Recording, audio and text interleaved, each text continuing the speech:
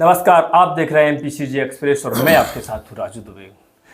जैसे कि आप जानते हैं कि सीधी बात में हम कोई भी जो विधानसभा के या जिम्मेदार नागरिक से या जनप्रतिनिधि या अधिकारी से हम आपको रूबरू कराते हैं।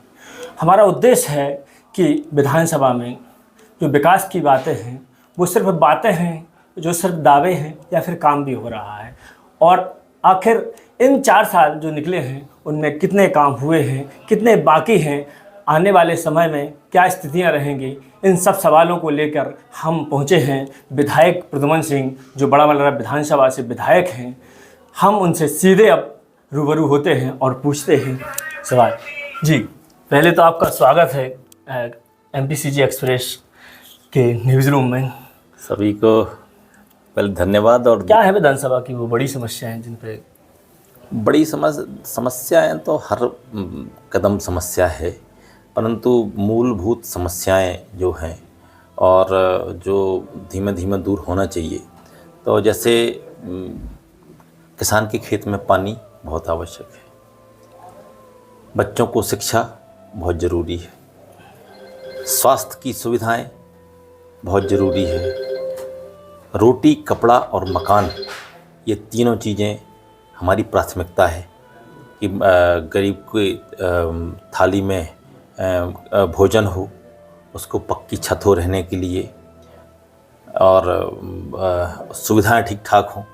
ये तमाम सब चीज़ों पर हम और हमारी सरकार लगातार काम कर रही है, और बहुत से जो हमें काम करने थे, चाहे शिक्षा के क्षेत्र में हो, चाहे स्वास्थ्य के क्षेत्र में हो, और चाहे किसानों को पानी देने के क्षेत्र में हो, चाहे सड़कों के जाल बिछाने के क्षेत्र में हो, हमने काफ़ी काम किया है और लगातार हम आगे भी काम करेंगे। जब आपका चुनाव चल रहा था, प्रचार के दौरान सड़क, शिक्षा और स्वास्थ्य की सबसे पहले बातें आई थी, और आपने कहा भी था कि काम करेंगे। कितने संतुष्ट हैं आप? हमें काफ़ी संतुष्टि इस बात से है कि हमने उस समय देखा होगा, जब मैं चुनाव लड़ के आया था तो यहाँ से बक्सवाहा से सनवाहा और पूरा आगे नैनागिर तक जो सड़क थी वो कैसी थी, सब ने देखी। और उसके बाद आज हम उस सड़क को देख रहे हैं, कितनी शानदार। लोगों को 20-50 किलोमीटर चक्कर लगा के बक्सवाहा आना पड़ता था। सनवाहा के उस तरफ से जितने भी हमारे बमोरी के पूरे ग्राम थे, पूरे लोगों को चक्कर लगा के आना पड़ता था। आज आप गाड़ी में पानी रख दो तो पानी नहीं हिलता, वहाँ यहाँ सीधे नैनागिर और सीधे आगे दलपत पर पहुँच जाते हैं। बहुत शानदार सड़कें हो। इसके अलावा भी जो इंटीरियर की जो सड़कें हैं, चाहे प्रधानमंत्री सड़क से हो, चाहे मुख्यमंत्री सड़क से हो, चाहे पीडब्ल्यूडी से हो, चाहे नाबार्ड से हो, लगातार सड़कों का जाल बिछाया जा रहा है, काम होता जा रहा है। लेकिन अभी भी गोरानांद और सगोरिया जैसे ऐसे गांव हैं जो मूलभूत सुविधाओं से अछूते हैं, जिनमें ना तो सड़क है, ना स्वास्थ्य सुविधाएं पहुंच रही हैं। स्थिति तो ये है कि जननी एक्सप्रेस तक नहीं पहुंच पाती हैं। इन पर कब काम होगा? ये चूँकि हमने तो अभी 4 साल से काम किया है, इसके पिछला वाला रिकॉर्ड उठा के देखें कि पिछले लोगों ने क्या किया और 4 साल में क्या अंतर आया। अब 75 साल का गैप हम 4 साल में पूरा नहीं कर सकते, 70 साल का गैप हम 4 साल में पूरा नहीं कर सकते, परंतु जो काम हुआ है इसके पिछला देखिए और अभी का देखिए, कितना अंतर है स्पष्ट समझ में आ जाएगा। और जहाँ तक सगोरिया और गोरानांद की बात है, बहुत सी स्थितियाँ वहाँ ये हैं कि कोई जंगल के रास्ते हैं, और 2 वहाँ बड़े पुल बनना है, उसमें काफ़ी खर्च है और 2 गांव पड़ते हैं। और निश्चित रूप से मैंने 2 बार अभी पीडब्ल्यूडी को बोला है, उसका एस्टिमेट आया है, और वहाँ पर हम सड़क बनाने का काम करेंगे। क्योंकि उन गाँवों को भी आप ही से उम्मीद है। आपने कहा था कि मैं बदलाव करने आ रहा हूँ, तो स्वाभाविक सी बात है कि आपने कहा कि 70 साल में कुछ नहीं हुआ। 70 साल में नहीं हुआ, इसीलिए तो आपके लिए उन्होंने चुना था। तो वो 4 साल में पूरा काम तो नहीं हो सकता, 4 साल में पूरा काम नहीं हो सकता, परंतु जितना ज़्यादा से ज़्यादा होगा, जितना ज़्यादा से ज़्यादा हुआ है, वो हम और आप मैदान में देख रहे हैं। फील्ड में आप देखेंगे, चाहे ये किसानों की सिंचाई के लिए तालाब की सानोधा का तालाब, जो डैम का काम था उसका टेंडर हो गया है। गढ़ी से हमरा का डैम है वो बनके तैयार हो गया है, पाइप वो नहर बन गई है। बच्चों के लिए, स्कूल के लिए जहाँ तक आप कहेंगे तो सीएम राइज पूरे विधानसभाओं में एक आया है। हमारे विधानसभा में 2 सीएम राइज स्कूल आए, एक बक्सवाहा में हमने बनवाया और एक बड़ा मलहरा बनवाया। उसके अलावा भी यहाँ कॉलेज की हम बिल्डिंग देखेंगे, कितनी शानदार बिल्डिंग बनी है। अभी बच्चों के खेल के लिए मैंने 2 अभी स्टेडियम कराए हैं। एक स्टेडियम हमारे बक्सवा में 3 करोड़ का उसका टेंडर भी हो गया है, और एक घोहारा में 3 करोड़ का स्टेडियम बनाया है बच्चों को खेलने के लिए, टेंडर हुआ है और बहुत जल्दी ये काम भी हो जाएगा। स्वास्थ्य जैसी सुविधाओं की मैं बात करूं तो ये बात सही है कि डॉक्टर बड़े हैं, स्वास्थ्य सुविधाएं बेहतर हुई हैं पहले से, पर अभी भी जो प्राथमिक स्वास्थ्य केंद्र हैं उनकी जैसे जो ज़मीनें हैं अतिक्रमण मुक्त नहीं हो पा रहे हैं, जो हॉस्पिटल हैं उनको अतिक्रमण कर लिए गए हैं, जो वहाँ डॉक्टर जाते हैं वो रह नहीं पा रहे हैं। स्वास्थ्य सेवाएं बेहतर और कैसे हो सकती हैं और करने के लिए आप क्या प्रयास करेंगे? स्वास्थ्य सेवाएं आप देख रहे होंगे कितना बड़ा परिवर्तन हमने किया है 2018 के बाद से आज तक। पूरी जनता देखेगी कि हॉस्पिटल में क्या परिवर्तन हुआ है, कितने डॉक्टर आए हैं। पहले एक डॉक्टर के भरोसे काम चलता था, आज 4-4, 5-5 डॉक्टर हैं। हमारे पास एम्बुलेंस की पर्याप्त व्यवस्था है, हमारे पास एक्सरे मशीन भी आ गई है, और तमाम पैथोलॉजी की जो दमोह में या छतरपुर में जो पैथोलॉजी सेंटर हैं वो हम अपने हॉस्पिटल में वो सुविधाएं दे सकते हैं। उसके अलावा पूरे क्षेत्र के अंदर जहाँ जहाँ भी अभी मैंने उप स्वास्थ्य केंद्र सैंक्शन कराए थे वो बनने के लिए तैयार हैं, चाहे जुझारपुरा हो, चाहे भमौरी हो, चाहे ढमरवा हो, चाहे रानीताल हो। कई जगह मैंने उप स्वास्थ्य केंद्र करवाए थे, तो वो ज़मीन मिल गई है और वो बनने के लिए तैयार बन रहे हैं। और आने वाले समय में हर 2-5 गांव के बीच में ही उप स्वास्थ्य केंद्र होगा, और लोगों को स्वास्थ्य के लिए बेहतर सुविधाएं हम दे पाएँ, इसके लिए लगातार प्रयत्न जारी है। और बाकी लोग देख रहे हैं कि कितना सुधार हुआ है, आप और हम खुद जाके देखेंगे तो समझ में आ जाएगा। बिल्कुल। किसान के लिए चूँकि क्या रहेगा अभी या फिर आने वाले 5 सालों में आपका प्लान? किसान के लिए केंद्र की सरकार माननीय मोदी जी और माननीय शिवराज जी जितना कर रहे हैं उतने पिछली सरकारों से यदि हम वो करेंगे तुलना, तो आज बहुत ज़्यादा हमारी सरकार किसानों को दे रही है। चाहे किसान सम्मान निधि की बात हो, आज अभी कुछ दिन पहले ही अभी किसानों के खातों में अभी 6-6 हज़ार रुपये डले हैं, 4-4 हज़ार रुपये, अभी 10,000 रुपये किसान के खाते में आने वाले हैं। दूसरी बात, किसानों के ऊपर जो बड़ी आपदा आती है वो प्राकृतिक आपदा होती है, जिसको सरकारें नहीं रोक सकती। वो प्राकृतिक आपदा है, उसका सामना हम सबको मिलकर करना पड़ेगा। और निश्चित रूप से यदि प्राकृतिक आपदा आई है तो सरकार किसानों के साथ में रहती है। अभी इस साल निश्चित रूप से अतिवृष्टि के कारण आखिर में जो किसानों का नुकसान हुआ है उसके लिए सरकार ने अभी आदेश किए हैं, मैं यहाँ कलेक्टर ने आदेश किए हैं, जिनका लगातार पटवारी मैदानी अमला जाकर पटवारी REO अपना कृषि विभाग से और पटवारी जाकर सर्वे का काम कर रहे हैं, और बीमा और मुआवजा दोनों किसानों को मिल पाए, ऐसा हमारा प्रयत्न है। चूँकि बक्सवा में प्रधानमंत्री जो आवास हैं वो पहले से ही कम आए थे, और अब जो फाइलें हैं वो लटकी हुई हैं, ग्रामीणों को प्रधानमंत्री आवास हैं जो नहीं मिल पा रहे हैं, उनके लिए क्या प्रयास किए जाएंगे? अभी 2 दिन पहले ही गृह प्रवेशम का कार्यक्रम माननीय प्रधानमंत्री जी ने किया है, और हमारे यहाँ 2000 के ऊपर बक्सवा ग्रामीण में और 4,4200 के आसपास बड़ा मलहरा में हमने अभी गृह प्रवेश का कार्यक्रम किया है। और जितने भी 2024 तक माननीय प्रधानमंत्री जी ने कहा है कि किसी भी हालत में हमारे चाहे ग्रामीण हो चाहे शहरी हो, हम गरीब का पक्का छत बना के देंगे।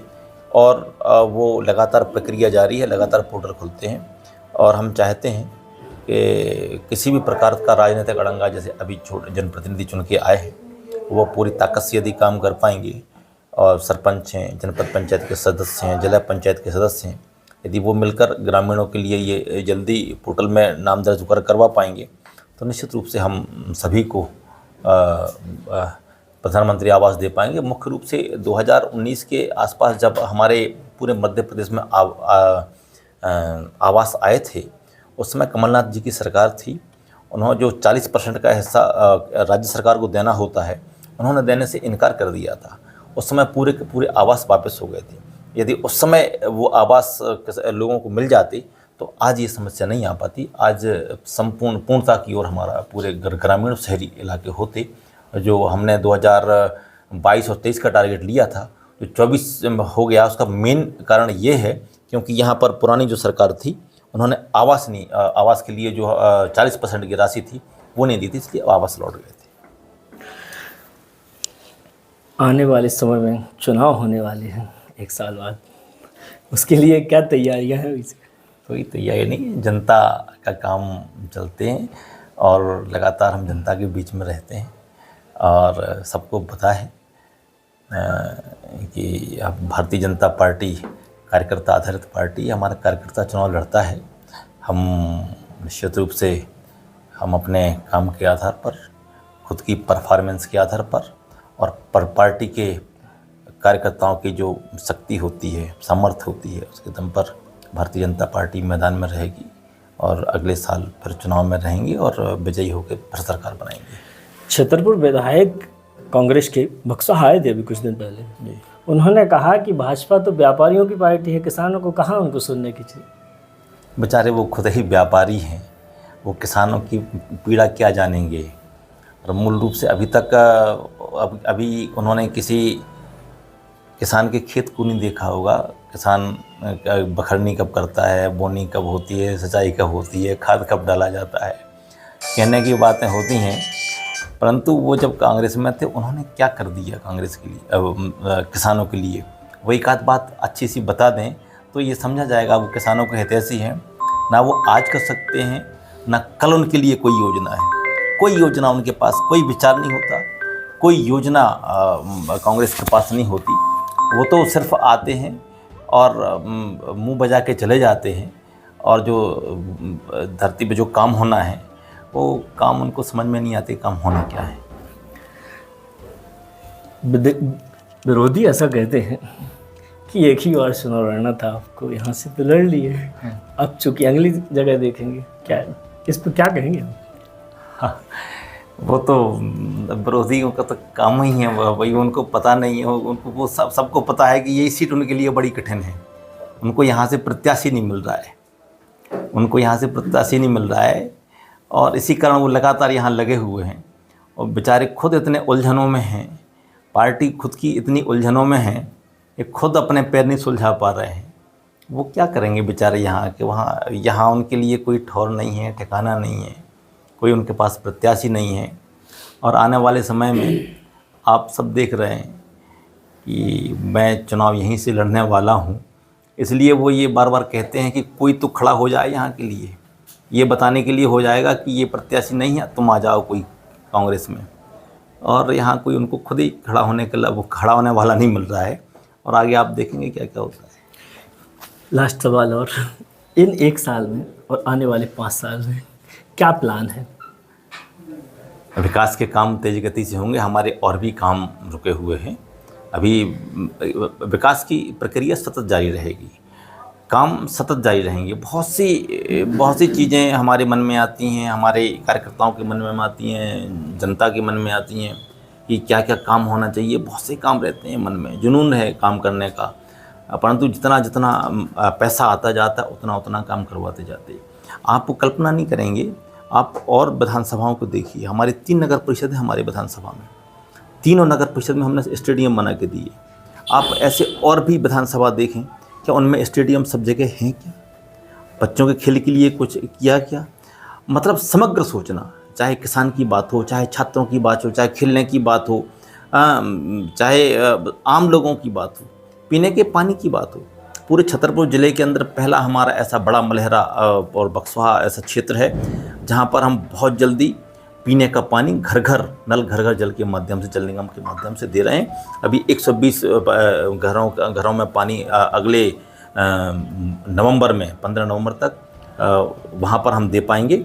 और आधा बक्सवा में भी हम बमौरी तरफ के पूरे जितने हमारे गांव हैं उनमें भी हम घर घर नल और घर घर जल दे पाएंगे। तो आने वाले समय में भाजपा के प्रत्याशी आप रहेंगे तय?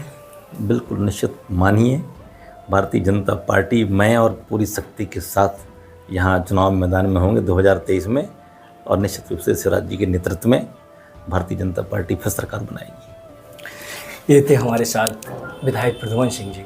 जिन्होंने बेबाकी से अपने सारे सवालों के जवाब दिए, जो भी लोगों की समस्याएं हैं, जो उनके मुद्दे हैं, जो उनसे उन्होंने साफ शब्दों में कहा कि 4 सालों में उन्होंने जो विकास किया है और आने वाले समय में वो यहाँ से फिर प्रत्याशी बनेंगे भाजपा की तरफ से और फिर चुनाव लड़ेंगे। बने रहिए आप हमारे साथ। अगले बुलेटिन में हम फिर आपको एक जनप्रतिनिधि से रूबरू कराएंगे। गांव से लेकर शहर तक की सभी खबरें देखने के लिए बने रहिए एमपीसीजी एक्सप्रेस न्यूज के साथ। यदि आप हमारा चैनल फेसबुक पेज पर देख रहे हैं तो लाइक करें, यूट्यूब पर देख रहे हैं तो सब्सक्राइब करें और इंस्टाग्राम पर देख रहे हैं तो फॉलो करना ना भूलें।